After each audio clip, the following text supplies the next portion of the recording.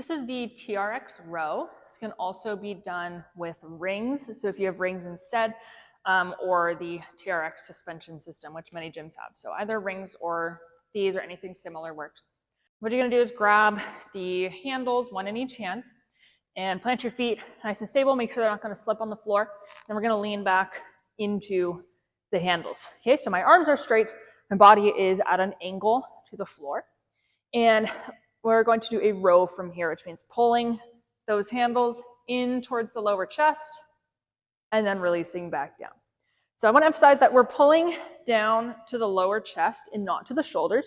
So we shouldn't be bunching up at the top here. So again, we're not pulling to the shoulders. The elbows should not come flaring out to the sides. We pull to the lower chest and the elbows stay tucked in.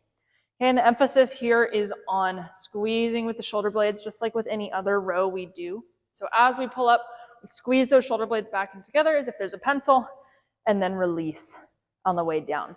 So if you have a hard time visualizing that shoulder blade explanation, we pretend that there's a pencil right here between your shoulder blades. We want to squeeze back and hold that pencil in place so it doesn't fall. So on the way down, we release, come forward, and on the way up, we squeeze back in together.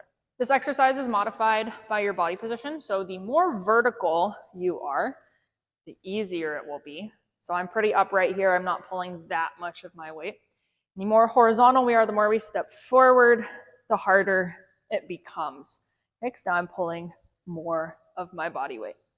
As you get pretty strong, you actually come down closer to the ground. In this case, I find it easier to bend your knees so that you're not like trying to avoid sliding with straight legs. So bending your knees works pretty well here, and you can row from there.